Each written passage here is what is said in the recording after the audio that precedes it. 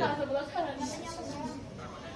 Assalamualaikum warahmatullahi wabarakatuh. Waalaikumsalam warahmatullahi wabarakatuh. Perkenalkan, nama saya Setiawan Ramadan. Halo Setiawan. Saya menceritakan tentang Laksana Maeda. Ceritain dong. Laksana Maeda adalah seorang perwira tinggi angkatan laut Kekaisaran Jepang, Hindia Belanda pada masa Perang Pasifik. Perwira tinggi bernama lengkap Laksana Maeda Muda Tadashi Maeda itu lahir di Kagoshima, Jepang pada 3 Maret 1898. Laksana Maeda berasal dari keluarga keturunan kelas samurai dan ayahnya adalah seorang kepala sekolah di Kajiki. Pada usia 18 tahun, Laksana Maeda masuk ke Akademi Angkatan Laut Jepang dan mengambil spesialisasi navigasi.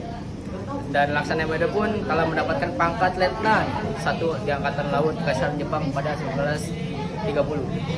Ia mulai menjadi atas Angkatan Laut untuk Belanda pada 1940.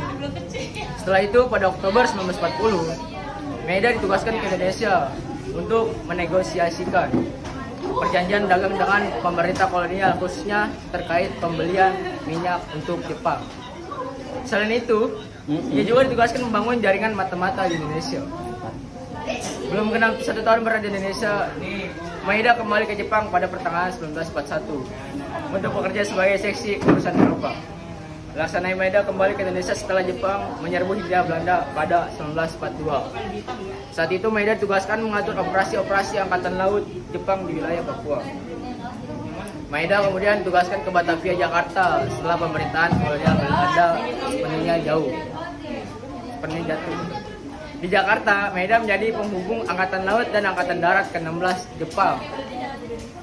Apa sih peran Laksana Maeda dalam kemerdekaan Indonesia? Apa tuh? Laksana Maeda memiliki peran cukup penting dalam persiapan kemerdekaan Indonesia. Pada Oktober 1944 atau setelah Perdana Menteri Jepang Kuniaki Koiso menjanjikan kemerdekaan untuk Indonesia, Laksana Maeda pun membentuk Asrama Indonesia Merdeka. Asrama itu dibangun Maeda sebagai sarana menciptakan pemimpin-pemimpin negara Indonesia merdeka. Wow. Simpati Laksana Maeda terhadap keinginan bangsa Indonesia untuk merdeka juga ditunjukkan dengan kesediaannya menyiapkan rumah sebagai tempat perumusan teks proklamasi. Rumah Laksana Maeda dipilih sebagai tempat perumusan teks proklamasi karena perwira Jepang itu bersedia melindungi Soekarno dan Hatta. Sebagai kepala perwakilan Angkatan Laut Kekaisaran Jepang, Laksana Maeda memiliki imunitas terhadap angkatan perang Jepang. Oleh sebab itu, Soekarno dan Hatta lebih aman berada di rumah Laksana Maeda karena tidak akan diserang oleh angkatan perang Jepang.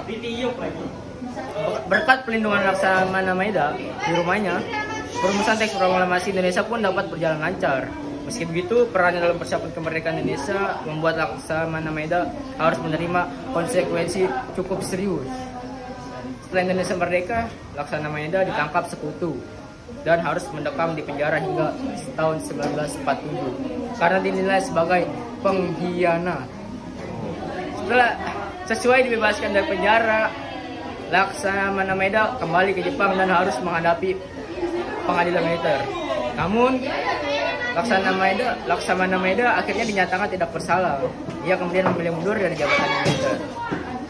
Laksana Maeda meninggal dunia pada usia 79 tahun, tepatnya pada 13 Desember 1977. Mungkin itu saja yang bisa saya dapat ceritakan. Kurang lebihnya, Assalamualaikum warahmatullahi wabarakatuh. Nanya lah biar keren. Assalamualaikum warahmatullahi wabarakatuh. Waalaikumsalam warahmatullahi wabarakatuh.